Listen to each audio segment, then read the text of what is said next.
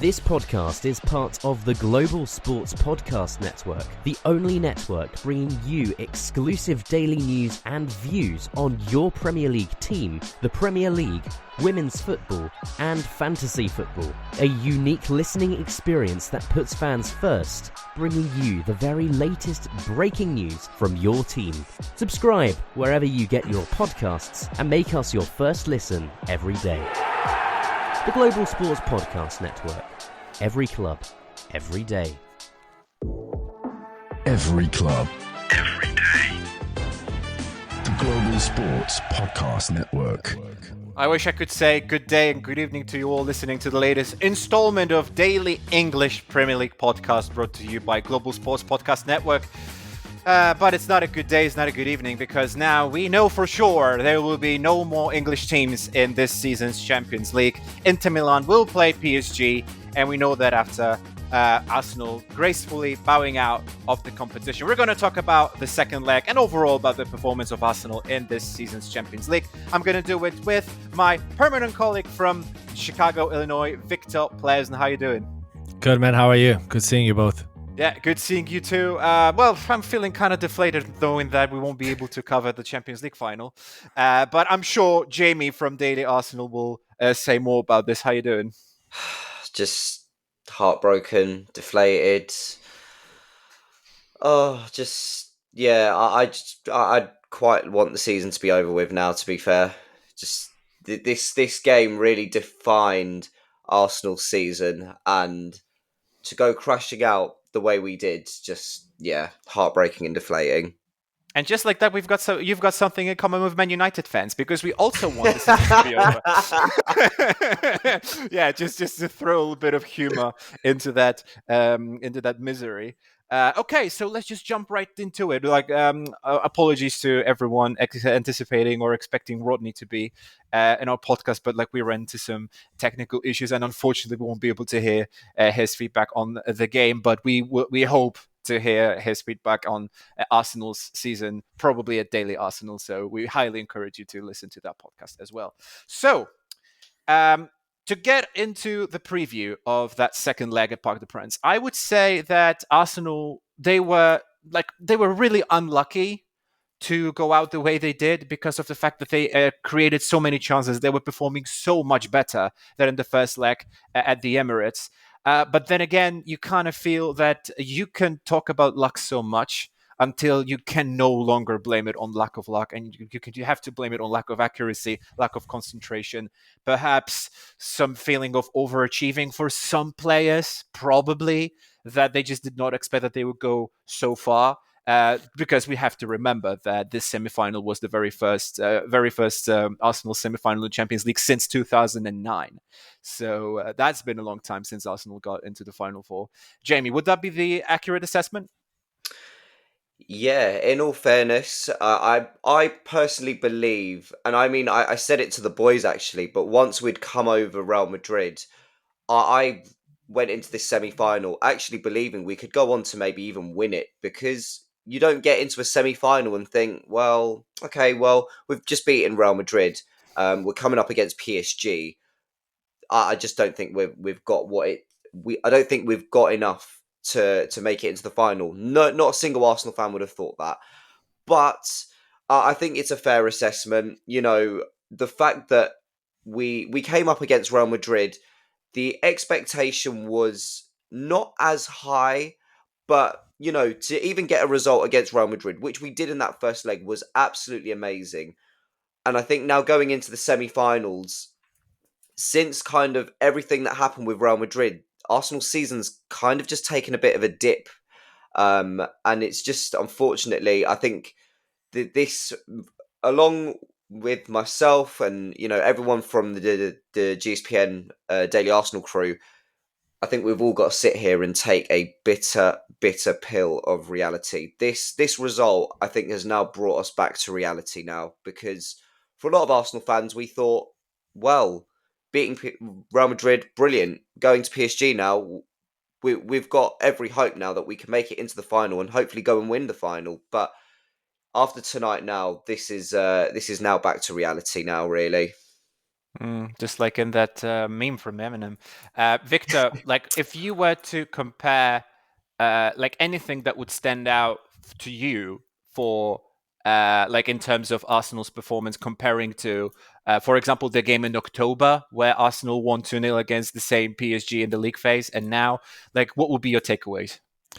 I gotta say one thing. I'm actually impressed by Arsenal today because to go into the second game away after losing the first one at home, the intensity was there. I think the press was unbelievable. The first 15, 20 minutes, that I still remember that Donnarumma saved. That literally saved the game for PSG. If Arsenal scored there that early, it would have been way different, I think. And they have to be sorry for themselves after not winning tonight. That's how I look at this game. I think what PSG did wrong in this game was underestimating Arsenal, how aggressive they will be from the very start. And they woke up on time, I would say, especially after that save. But maybe it wasn't underestimating. Maybe it was just a matter of tactic that I think that the was chosen by mindset. Luis Enrique. I think it was the mindset. They thought they got it in the bag, and then it was a wake-up call. The way that Arsenal started the game. That's how I feel. But that would be bizarre to assume that just because you won 1-0 away, that already gives you more than 50% chance of qualifying to the final. They probably thought the crowd's going to drive them through, and that didn't happen at the beginning. And yeah. Okay. I don't know. If I was an Arsenal fan, I would have been way sadder than Jamie, I think. Okay. Because I feel like Arsenal should have won today. Absolutely. And Jamie, a question to you, because last week me, Viktor, and Nick, we were talking about what Arsenal lacked in that first leg. We already said that intensity was there, that the desire was there, that the threat was there. Do you see something else that Arsenal brought to the table that they forgot to bring a week ago? Do you know what? I hate to say this, and I kind of had a rant on my podcast last week about it, but I just felt like the fans. I feel like if you're going into a Champions League semi-final, first leg, doesn't matter if it's first or second leg, but I think the fans could have played a massively vital part. Now, a lot of people have said to me, well, they scored after 4 minutes. We were going to feel deflated. So what? Are you telling me that after 4 minutes, you're going to feel deflated for the next 86 minutes of the game? No, it should never work like that. It should work in the sense of, right, well, we're 1-0 down. Let's rally the boys up. And I think the fans could have maybe played their part a bit more. Maybe there was a sense of also overexcitement because, like you said, first time that we've gone into a Champions League semi-final since 2009. And I just think, we kind of, I think we've kind of turned our attention away from the Premier League. And I think if we'd been a bit more complacent, strung some results together in the Premier League, I think momentum in the Arsenal camp is what's kind of killed us a little bit because we've drawn games, we've lost games, I think there's a horrible stat going around that, when we take the lead, we can't hold the lead. And, again, I think the momentum it wasn't enough. It just wasn't enough. And I think results in the Premier League haven't helped, unfortunately. And especially, I was at the game against Bournemouth, and, it seems like we do so great in the first half, but we just cannot take our chances. And it was clearly evident tonight in that first 25 minutes that we just couldn't take our chances clearly enough. Mm-hmm. Yeah. That number 9 spot is a painful spot for Arsenal, for sure. Do you know what I have said for season upon season? Everyone has said it at GSPN Arsenal. We need a striker. And the one thing that I also will say is we've never capitalised in January.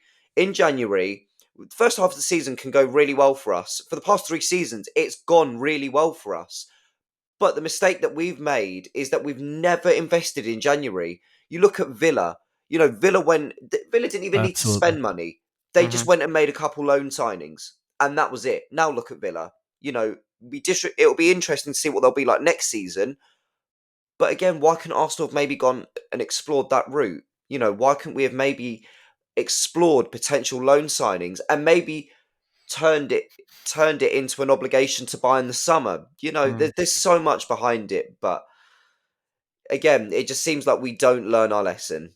Let me just throw a couple of stats there, just returning to the review of the game. So we could say that there could be a lot of numbers that could sponsor today's review.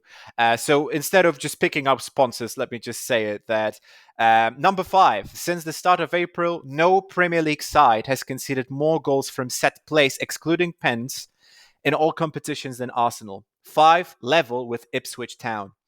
Wow. That is a stat. Another stat that I would love to show would talk about is number 4.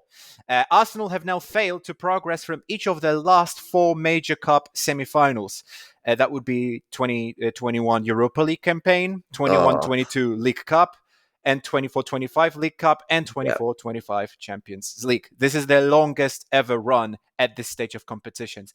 Okay, and I also have one more stat, which is 314, which is the XG that Arsenal produced in that second leg against PSG, which is the most by a team against Paris Saint-Germain in a Champions League game this season.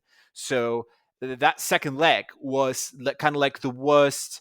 That was like the worst nightmare that PSG could actually like not hope for, but like dread for, and yet they somehow survived. So taking all of those stats in, are Arsenal overachievers?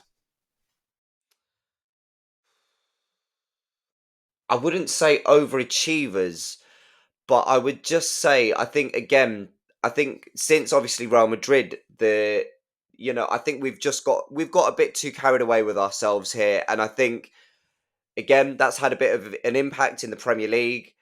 But to be overachievers, I mean, nah, I just don't think we've overachieved. I think we've just got too carried away. I think we've got too carried away with ourselves, unfortunately. And like I said tonight, over the two legs, that's been our downfall. I think again we've now finally we've come back to earth with a bit of a reality check now. Mm-hmm. That Saka miss though towards the end, that is painful. I sat there. I literally I fell to the floor thinking that I just fell to the floor at that moment, and I just thought, as if it couldn't just get any worse tonight. That was probably one of the best opportunities that we could have taken. But again, even in the first half, the resurgence and the resilience that we really showed was quite good. And I thought we were very unfortunate not to take any of them chances. But again, I look back to the Bournemouth game over the weekend. Had so many chances in the first half, didn't take them. What happened? Got punished in the second half by Bournemouth. And it just felt like the exact same tonight. It felt like watching the Bournemouth game all over again, except I was in the comfort of my own home. Well, I was waiting for the replay of that Saka miss, and I'm thinking in my head, please tell me someone touched that ball before him, so that's why he missed it. Mm-hmm. But no, it was literally clean shot. Clean shot as you like, exactly. Clean as you like. Yeah, which would speak of maybe lack of accuracy in those critical moments. You know what? We will get to those individual performance review just in a moment. But first, we have to say that Arsenal right now, losing on so many fronts, and I really feel sorry for them in that regard. I gotta say, they really look as if they were in need of some supplements. And here's the beautiful, perfect sponsor for that segue, which is Bioniq. Your body is unique. And Global Sports Podcast Network has partnered with Bioniq, the world's most personalized supplements. Bioniq provide 100% tailor-made supplements designed to deliver precisely what your body needs at exactly the right levels to optimize your health. No guessing. So click the link in the show notes. Use the code GSPN2025 for 40% off your first month's subscription.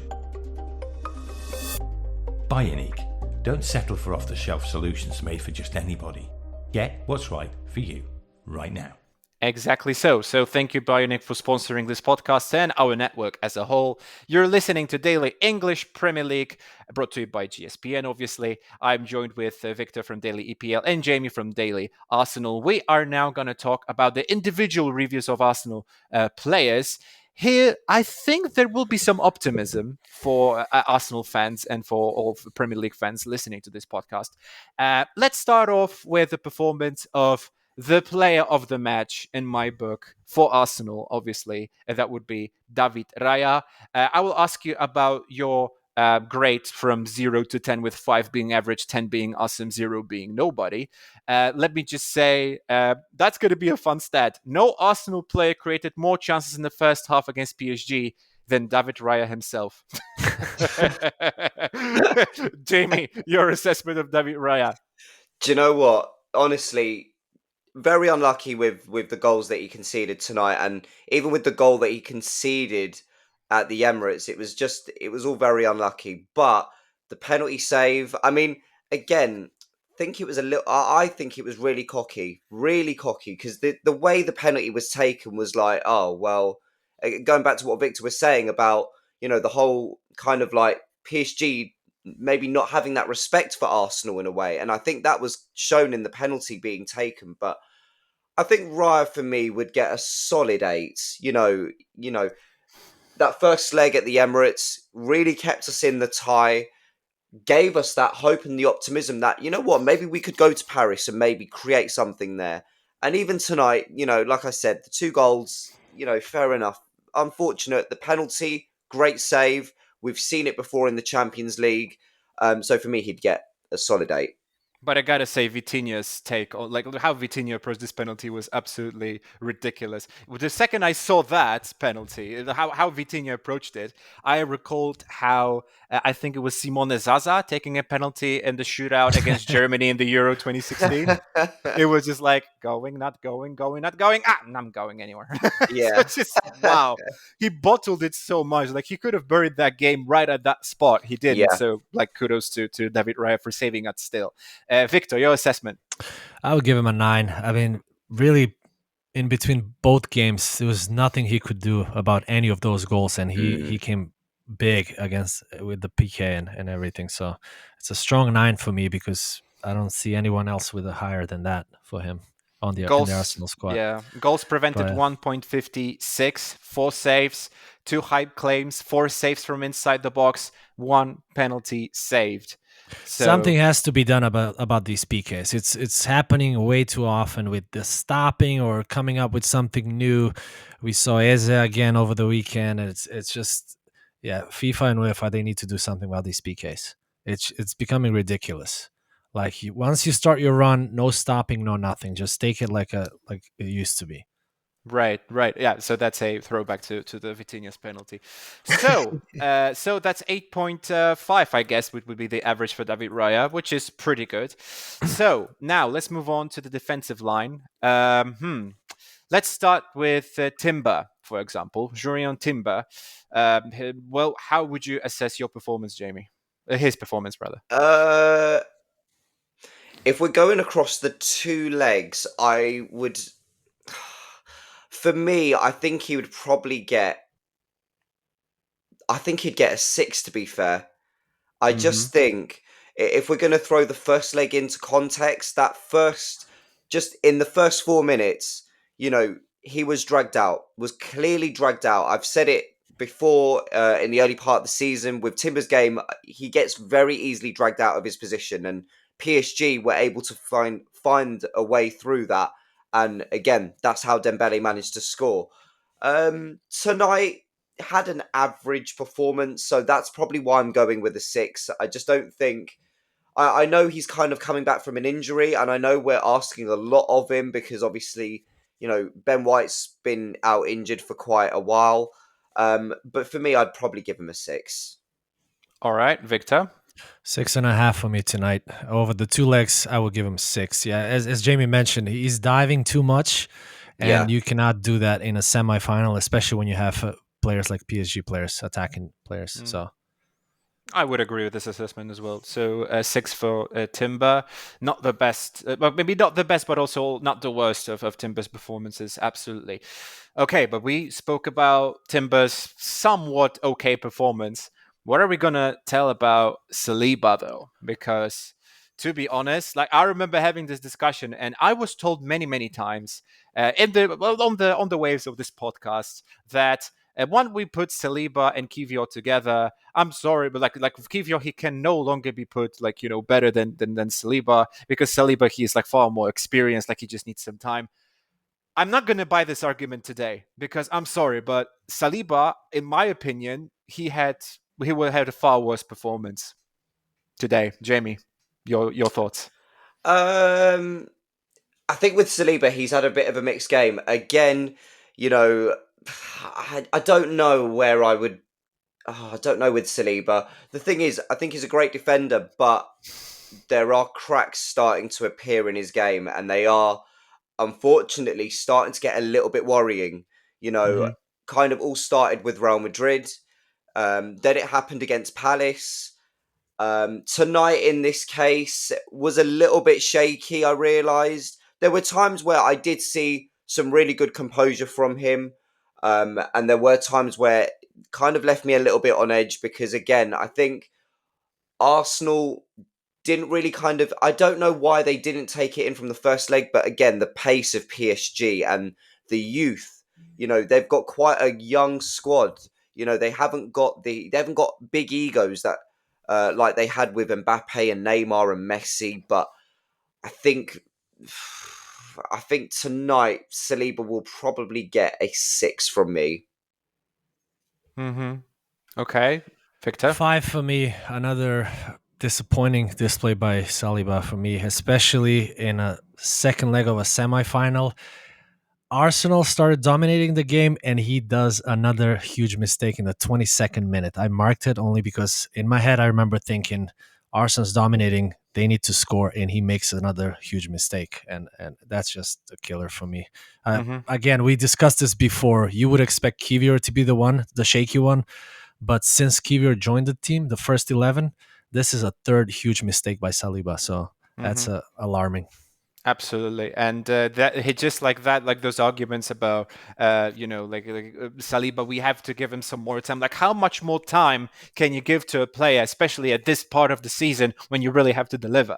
I mean, you do not. Okay, I also understand that the injuries also play their part, so there is no really a better way how to replace Saliba, and he just has to stay there because due to the necessity. But still, so yeah, I would agree with this assessment. So I guess 5.5, I guess, in the overall average. Jakub Kiwior, ladies and gentlemen. Speaking of the dude, please do not, please disregard the fact that I'm Polish. You can just assess him honestly as much as you like. But with that being said, I do not think that he was as active as he was in the first leg, when I could actually see him contributing to the offense as well. But okay, I guess we have to expect and demand results at the back from a centre back, and here Kiwior did just that with, I guess, I can just bring up some stats of basically like 1 clearance, 1 total tackle, 1 ground duel won, 5 aerial duels, 3 out of them were won. No crucial mistakes made. Okay performance. Would you agree, Jamie? Yeah, definitely. I have been quite critical of Kiwior during the course of this season, especially like in the FA Cup games against United. But pleased that he's now been given a run of games, and he's do you know what? Surprised me in a really good way. He's been exceptional at the back. There's been great cover for Gabriel, and in all fairness, it'll be really interesting to see how, like, when we get into the start of next season, that I will feel for Kiwior massively, because again, we talk so much of, oh well, Gabriel and Saliba at the back. Well, hold on a minute. Can we also talk about Kiwior here, because he's had a good season. He's had a really good season. For me, I would probably I'd give him a 7, because again, he didn't contribute as much as he did in that first leg, as you said. But I just, again, didn't really kind of do much for me. But I think he most definitely had that better performance than Saliba. Absolutely. Yeah. Victor, your thoughts? I would agree with that. I would give him a 7. It's interesting with center backs. Once you know that you are in the lineup, then he's doing a great job. When you come in as a sub and you have to cover for a game or like for 30 minutes, And he was very shaky in the past like that. But now that he knows after Gabriel got injured and that he's going to be that guy, he's fully focused. He hasn't made any terrible mistakes. Even tonight, he was solid. He knew when to be aggressive, when to contain, and I think he's a very solid. And it will give something to think to Arteta when the new season starts. Mm-hmm. I'm pretty sure. Yeah. There will be competition in the center, like in that position, which is amazing for Arsenal because the more competition there is for those individual positions, the better the team can get because competitiveness is always like a good factor in terms of building a squad. So as far as we agree on Kivior, and I think we're going to agree with the next one, next pick, and the next player that we have to assess. Kivior will probably remember this tie against PSG, of course, bitterly as the entire team, but individually wise, I think he's going to be remembering it very fondly because he was solid and he stepped up. But I do not think we can say the same thing about Lewis Kelly.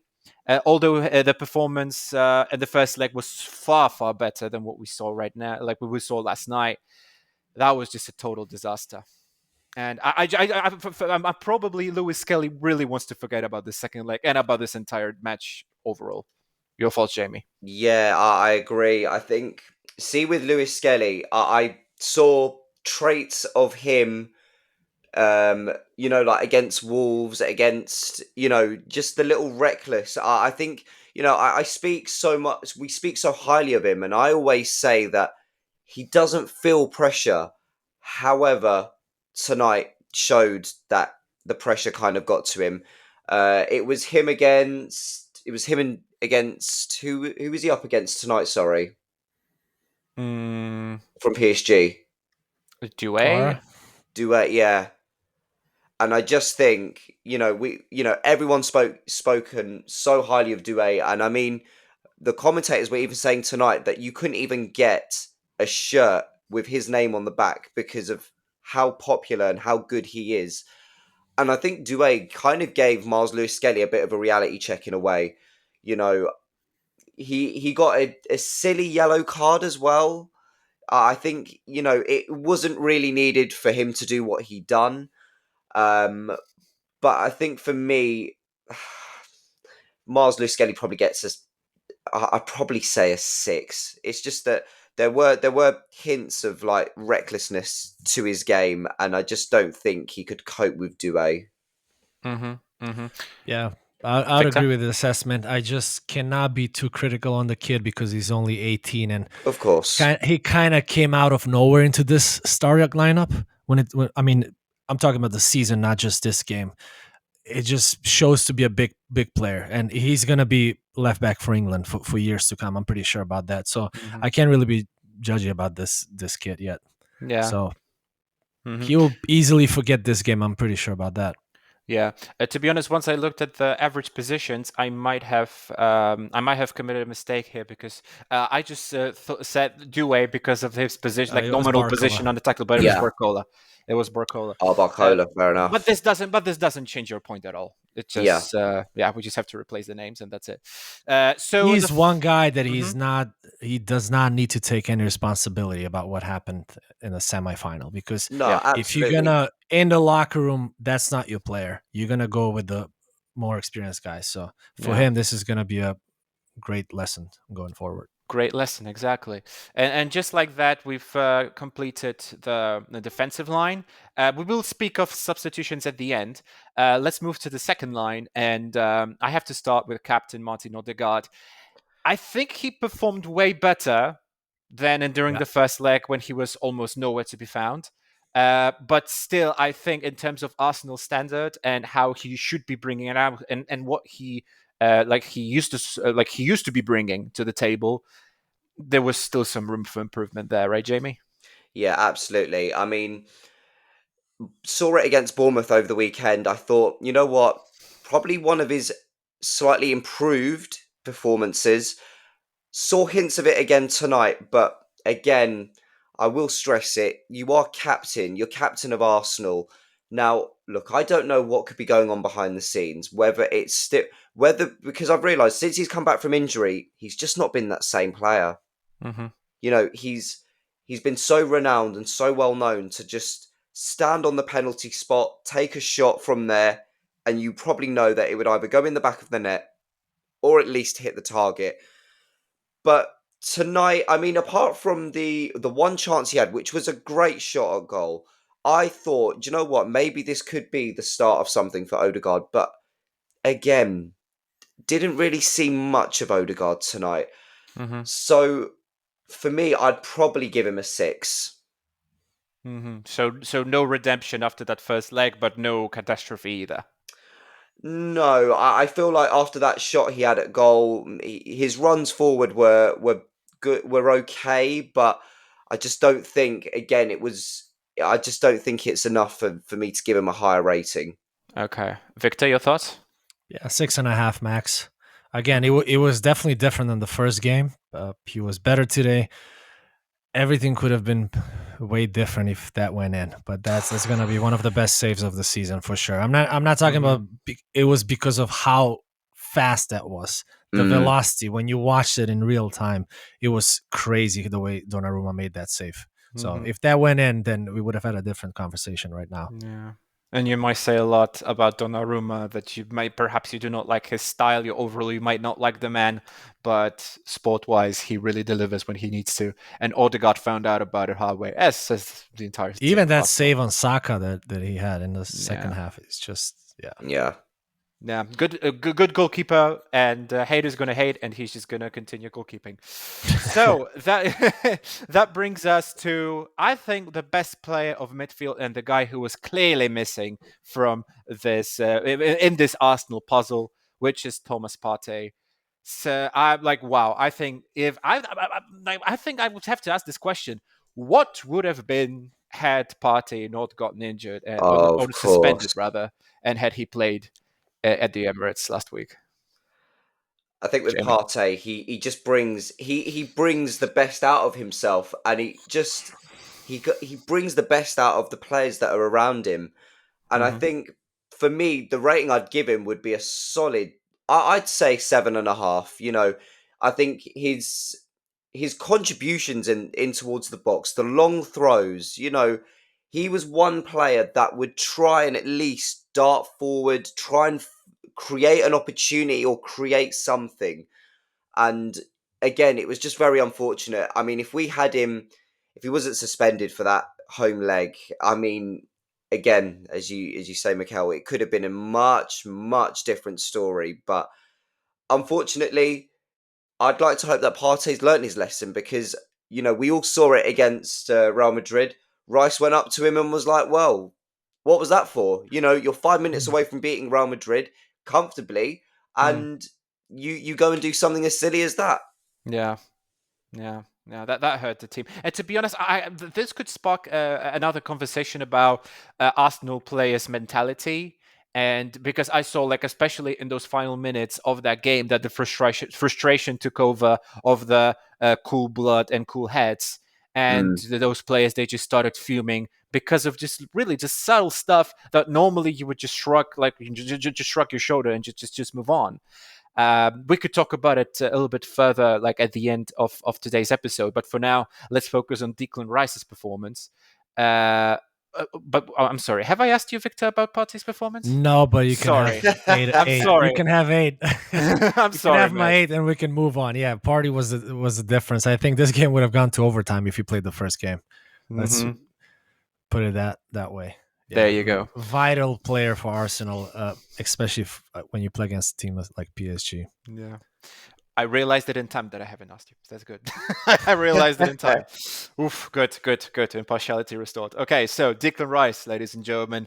I have a little bit of mixed feelings about Declan Rice, because somebody could describe his overall performance, not only in this game, but overall in the season, flash in the pan, ? Would that assessment be accurate, or would it be too harsh, Jamie?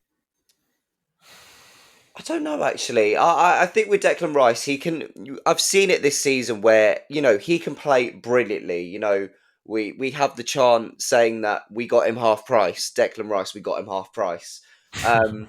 But tonight, I think, again, quite influential in a way. You know, was the only kind of player that would, again, try and make something work. along with Partey, you know, he would be someone that would try and make something work. And I feel like with Rice, I wish I'd seen him take a few more shots at goal. I don't know what it is with Arsenal players this season with not just put your laces through, just put your laces through it. But I think for me, I'd give him a 6.5. I'd say, you know, had an average performance, and you know, unfortunately, it wasn't enough to kind of just take us to that next level up. But you know, Declan Rice, decent performance. Mm-hmm. Victor? Same. I'd agree with 6.5. Hmm. We like Decent giving out these performance. halves, so yeah, 6.5 is Damn, that is interesting. Okay, so perhaps I was a little bit too harsh on Declan Rice, because overall he is a valued player, absolutely, no questions about that. But I have a feeling that against PSG he wasn't as active, just like you said, Jamie. That like maybe just put your laces through it, try to take a shot. Maybe it's not going to be as beautiful joga bonita as you would like to see, but then again, you expect to win games and not play beautifully. Oh, I'm about to spark another conversation, another discussion, another topic. Okay, no, let's move on. Gabriel Martinelli, what are we going to say about him, Jamie? Martinelli, I mean, the one thing I realised it during the course of the night, and I realised it a little bit in the first leg, which was the fact that PSG really mutilised Arsenal's wingers. It wasn't like a one-on-one; it was a two-on-one here. And for Martinelli, again, could have maybe been a bit more experimental. Could have maybe, you know, maybe just try and take players on. I haven't seen. There's times where I've seen Martinelli take a few players on, but I kind of wish he had that edge to him in tonight's game. For me, I'd probably give him probably I'm going 6. I'm Okay. really debating between 6.5, but I'm going to give him a 6. Mm-hmm. Before Victor, before I ask you, let me just throw one stat there about Gabriel Martinelli. He was the player who completed as many take-ons in the first half against PSG as every other player on the pitch combined, which was 4. And with that stat thrown, Victor, your thoughts? Yeah, I'll give him 6.5. I think he started the game very aggressively and showed no respect towards Hakimi. And we saw at the beginning how there was like at least 2-3 times when he just went straight at him, and it created some dangerous attacks for Arsenal. So it's a gutsy kid. I like Martinelli. Okay, all right. I think he should be a little bit more aggressive and take more shots rather than just trying to cut inside and find a forward when you don't have the forward to do it, to the rest of the job for you. So you got to cut a little bit more on the other side and take some shots. That's my assessment of Martinelli, not just for this game, but in the Premier League as well. Well, not to mention that's what's missing for Martinelli. Next year, once you get your number 9, hopefully, if you get the number 9, then he should stick to the game that he does. Well, not to mention about Martinelli that, to his defense in this game, Marquinhos really was not giving him any easy time. Marquinhos was just relentless in that defense. He was really defending really, really well for PSG, and Martinelli couldn't really do anything. He just registered 1 shot on target. So, yeah, just like you said, like when you haven't got a proper forward, then like you can just only do so much as a winger before you just get stopped dead by a well-experienced centre-back like Marquinhos. Speaking of the forward, ladies and gentlemen, Merino, the guy who I did not really see on that pitch, really. Like, yeah, Martinelli, we could cut him some slack because of what we discussed before. But if we can cut the slack to Martinelli, I do not think we can do the same to Merino. Isn't that right, Jamie? No, you're spot on. I think you're spot on with everything you said, actually. Didn't really see a lot of him tonight. He might have had like the one odd header, but it wasn't threatening enough to make Donnarumma make a save. I think for me, I'd probably give him a 5, just because he had a very quiet game. You know, now that he's kind of taken up this role as Arsenal's number 9, we've seen it a bit more where he's a bit more proactive. You know, he might have a header or a shot at goal, but I just don't know. I just didn't see that tonight, really. Just 2 shots, and all of them were off target. Pretty much. Yeah, that precisely sums up what we're saying. Viktor, your thoughts? Yeah, 5.5 max. But again, Merino I would put him in the same basket like Lewis Kelly. It's a type of player right now that you can't really judge based on the position that he plays. He's like an experimental number 9, someone that's trying to save the season for Arsenal going into that number 9 spot with all the injuries. So you can tell he's a very smart player. Doesn't have the speed, which I think it would have been very helpful for a game against PSG. Yep. And we're going to finish our review of the starting lineup, obviously, with Bukayo Saka, the best on-field player, of course, excluding David Raya in goal. He was the one who, I think, like out of this front line, who was doing all of the right things. I do not think there is a lot of negative stuff I could mention about Saka's performance. He was the one who was just shining like a diamond there. And well, unfortunately, one Bukayo Saka cannot win you the entire tie against a collective like PSG, Jamie.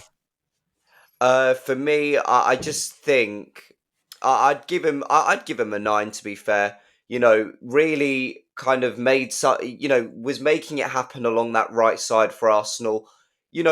Gave us that hope with the goal as well. I love the fact that despite the mistake from Donnarumma, he was quick to react. He was really quick to react, put the ball in the net. And, again, just Saka doing what Saka does best, really. So for me, I'd give him a solid 9. Before Viktor asks you, another start, this time by Bukayo Saka there. 18. He has scored 10 goals in 18 appearances in the UEFA Champions League. The only Englishman to reach double figures in fewer games in the competition is Harry Kane with 12 games. Viktor, your thoughts? Yeah, 8.5 for me. That miss is just something that's haunting me, to be honest with you. That's the reason why I didn't even want to bring that up.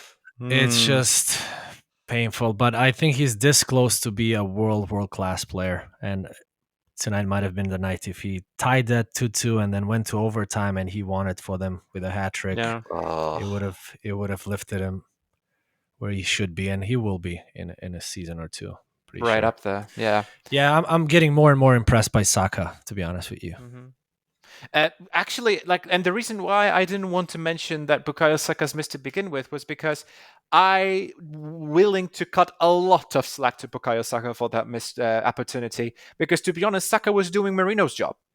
He basically he was working 2 shifts tonight, and I think he should be double paid for it. And Marino's wages, they should be given to Bukayo Saka because Marino wasn't there, Marino wasn't delivering, and Saka was. So that is why I'm willing to cut him some slack, and I'm willing to forget about this missed big chance.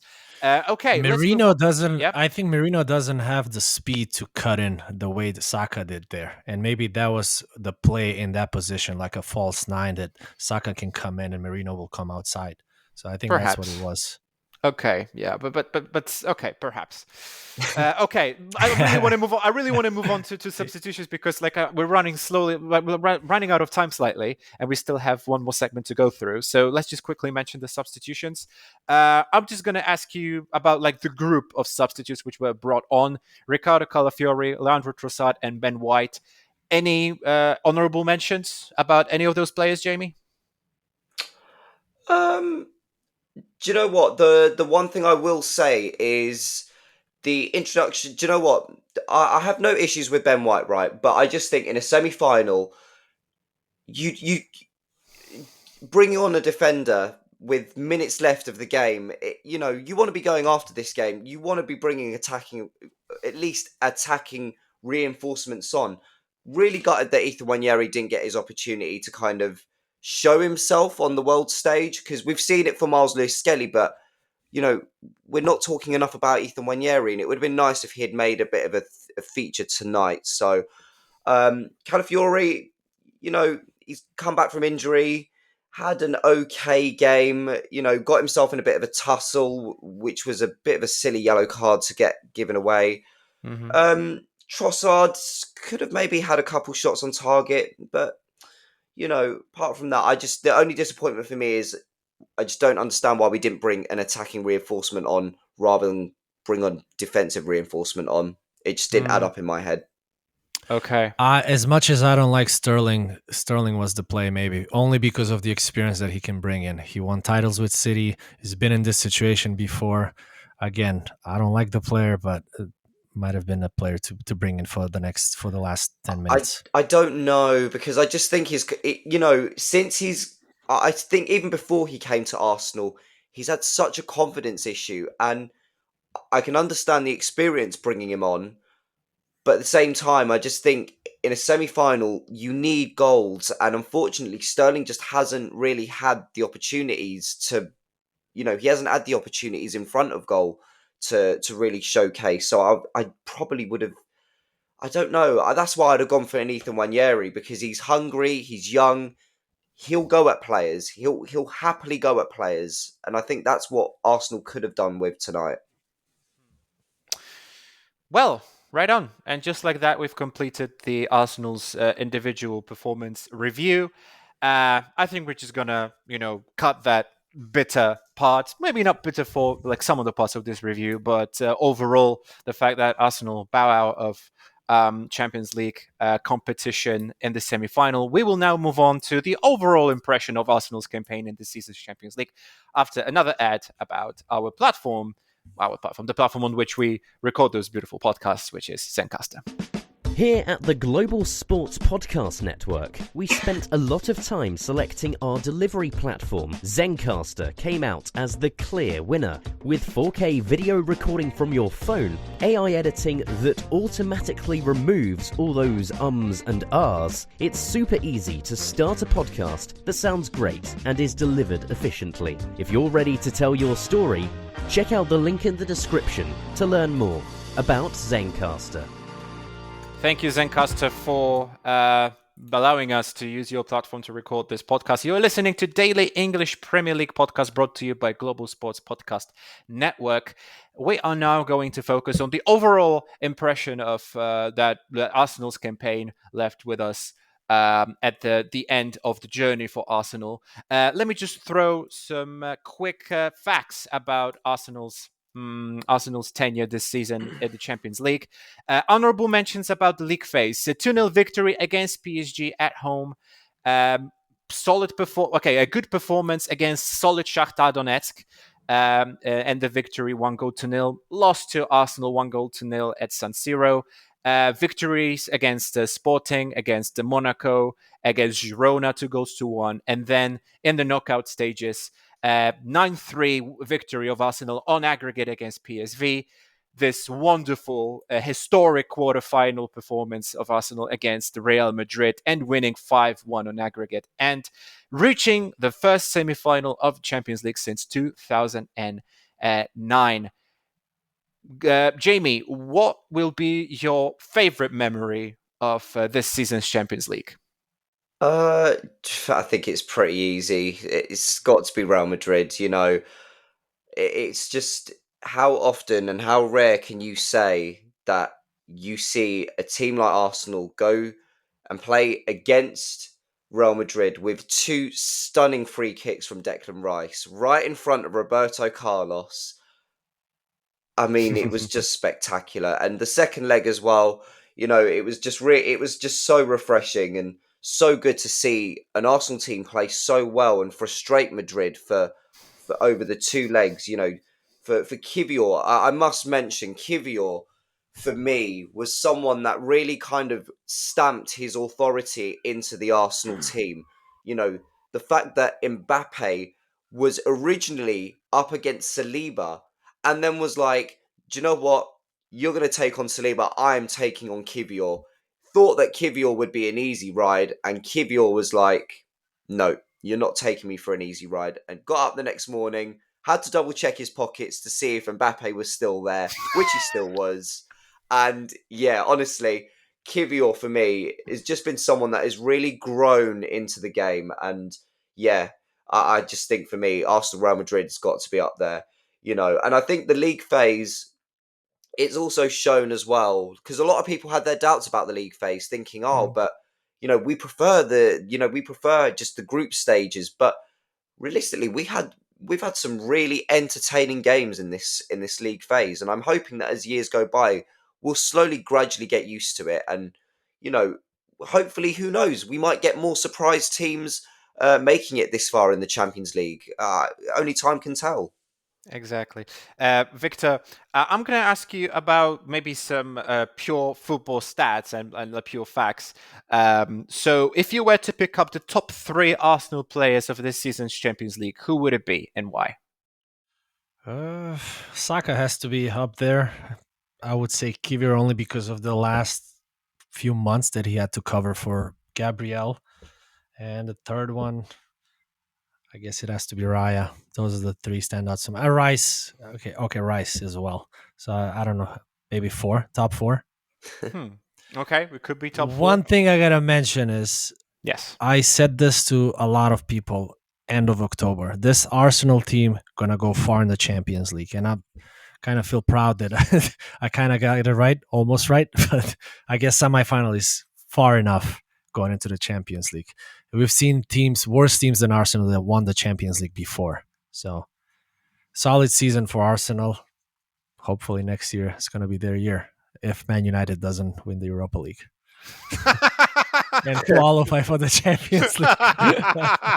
Wow. I actually wanted to bring up like our little banter that I had during our Monday review with Mikey Thompson when Mikey asked me that very provocative question. So let's say Arsenal get knocked out of Champions League in the semi-final and Man United go on to the final and win, probably against Spurs. Would you say that Man United had a better season than Arsenal? And I was just like, I can see those Arsenal fans flying away from our podcast. Bye-bye. What did you answer? I answered that it is a very nice bait, but I'm not going to take it because I'm not going to take it because that would be super insulting to Arsenal fans just looking at the table. I mean, second place in the Premier League. Man United would do a lot to even make it to top 7 right now. To be honest, I think for any Man United fan, I think if they could get into Europe, I think they'd be great. I think at this point of the season, I think they'd be very grateful for Europe now. Mm-hmm. Now that both Man United and Spurs, they nearly escaped relegation, and they have a chance of meeting each other in the Europa League final. Come on, Bodo Glynn. I need a miracle. Wow. I can't. Living in Highbury, I can't have Spurs win the Europa League. I just can't. I honestly cannot. I don't think. I don't even know. I'd probably. I don't even want to think about it. You know what's interesting? You know what's interesting a bit about this Bodo Glimt team? Go on. So my team is Crvena Zvezda, Red Star Belgrade. Bodo lost to Crvena Zvezda in the last round of the qualifications for Champions League. And now, because of that loss, they ended up in Europa League, and look at them now. Yeah. Semi-final. So I guess shame on you, Zvezda, right? Champions League for us is big. Just to be in the... Yeah. Absolutely. No, but I don't think Bodo has the... No, they're done. They're going to be super happy with semi-final. To be honest, yeah, let's finish it off because we're really running out of time. Like our podcast is now running at 53 minutes. Thank you guys for sticking with us thus far. Final question to you, Jamie. What do you think the focus should now be for Mikel Arteta's side? Because you still need to finish the season. So what is your goal for those last games? We've got to solidify second spot now. We've been really complacent now, and unfortunately, the run-in now is not looking great for us with Liverpool away, Newcastle at the Emirates, and then Southampton away to finish the season off. So we've just got to solidify second place. And let me just say, Andrea Berta, you've got a massive job on your hands over the summer, because there's going to be a lot of Arsenal fans out there that will be really looking at him and Arteta to start bringing in players. And for the last 3 seasons, we've finished second or runners-up to whoever. And next season, something's got to change. Because I even said it after the game. I said, I'm sick and tired of finishing second best to someone. I want to see us go and win something. I'm just sick of it now. I've got to that point where I just want to see us win something. Well, you will have a chance. You will have a chance next season, that's for sure. Viktor, what do you think that Arsenal's focus should be apart from solidifying the second place? Yeah, I mean, they have nothing else to play. It's 2 tough games coming up, and you don't want to go into the last game thinking, are we even going to make the Champions League? Because it's everyone's there. What they have advantage over, I would say, is because Chelsea's playing Newcastle, so that means that one of those teams not going to get 3 points this weekend, and yeah, they have room to play with. But again, you want to get that second spot. That's Absolutely. all you have left to play, and give a little bit of minutes maybe to younger kids as well in the last game. Yeah. Going into that Southampton game with clinched second place, that should be huge for them. So how many points do you think Arsenal need to secure the second place? 3 or 6? Second place? Yeah. Nah, it's gonna be more than 3. 6? Yeah, because I know that I would say with 4 points they should be fine. 4 one points. loss, one win, one tie should be good. So Jamie, you agree? 71 should do the job I'm for them. probably going to go 5 actually. 5 points. I'm going to go 5 points. I think just because I think the gap between ourselves and I think City is like probably, I think 5 points or so. I don't know, but the gap is ridiculous. I think Chelsea, I think it's like 7 points between Arsenal and Chelsea or something. So I just think another 5 points would just really solidify second spot for Arsenal and Champions League football. There you it's go. only 4 points actually, but the difference is Chelsea play Newcastle, so one of them would be great if they get a point each. Yeah. I'm pretty sure 67 minus 64 is 3, but I am not. No, that's Man City. Man City is 64. Yeah. Oh, okay. right. Newcastle and Chelsea, they're on 63. You were talking. Oh, okay. All right. Sorry. Yeah, my bad. No, I've just finished this. Okay. So, guys, thank you so much for joining me. Thank you, Jamie, for finding the courage, but finding the power to come onto our podcast and thank you for having me on. Spill your guts out there. And thank you, Viktor, so much for joining me as every single Wednesday recording, Thursday release. Thank you, Viktor.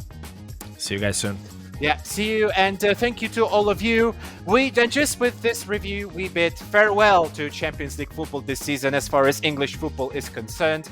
And now our hope is the Europa and Conference League finals, and we will be watching very, very closely. But for now, Michał Czarniecki from California, thank you so much, and subscribe, follow us, and see you in the next one. Bye-bye. Every club, every day. The Global Sports Podcast Network.